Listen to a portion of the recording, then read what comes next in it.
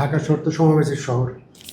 তো এই ঠিকঠাক যদি শান্তি আসে দেশে, তাহলে হয়তো আবার কাজ শুরু করব। মানে আমি ছবি করেছি 5টা, ঠিক আছে, আমি আরও 5টা ছবি করতে চাই মিনিমাম। হ্যাঁ, তো এর মধ্যে যদি আসলে ভালো ছবি হয়ে ওঠে, ওটা দর্শকের উপর ছেড়ে দিতে চাই। আমি বলতে চাই না যে আমার এইটা সেরা, ওইটা কম সেরা, এইটা খারাপ, এটা আমার বলবার কিছু নেই। আমার যেটুক কাজ আমার সর্বোচ্চটা দিয়েছি, সবকটা করেছি।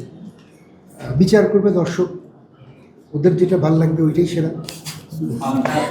আপনার এখন পর্যন্ত অ্যাকশন মুভি সিনেমা আমরা পাইনি, সামনে কি অ্যাকশন সিনেমা পাবো?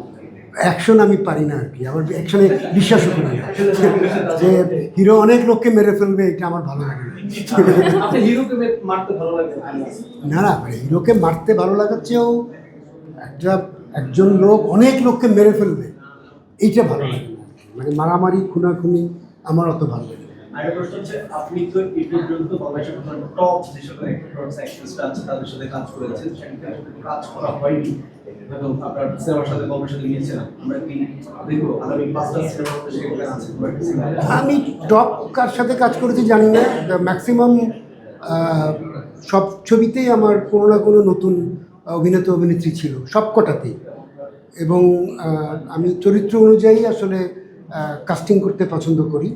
খুব বড় হিরো আর হিরোইন আমার ছবির খুব কাটতেই হবে এরকম ভাবনা আমি ভাবিনি।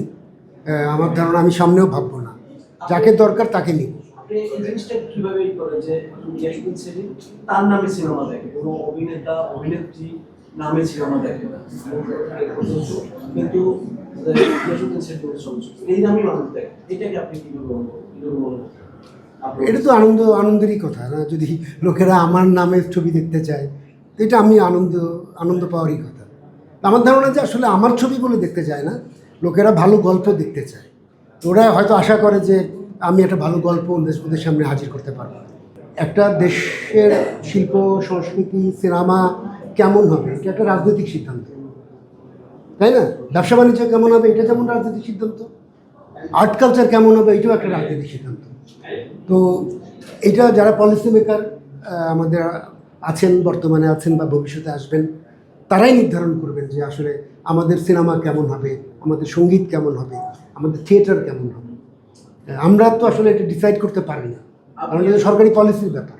একটা দেশের সামগ্রিক যে অবস্থা, সব সেক্টর যেমন চলে, নাটক সিনেমাও একই রকমভাবেই চলে, এটা ভুইফুট কিছু না, তাই না? তো আমরা ব্যবসা বাণিজ্য এখন কী অবস্থা, তো একই রকমভাবে আমাদের স্পোর্টসের কী অবস্থা, একই রকমভাবে আমাদের নাটক সিনেমার কী অবস্থা, খুব কাছাকাছি, খুব বেশি পার্থক্য নেই। তো সামগ্রিকভাবে যদি দেশের স্পেশালি স্থিতিশীলতা শান্তি ফিরে আসে, তবেই না মানুষের মনে আসলে একটু এন্টারটেইন হওয়ার সুযোগ থাকে। এখন তো শান্তি নাই। ওয়ালটন এখন দেশের সীমানা পেরিয়ে পৌঁছে গিয়েছে 50টিরও বেশি দেশে। ওয়ালটন, ঘরে ঘরে বিশ্বজুড়ে।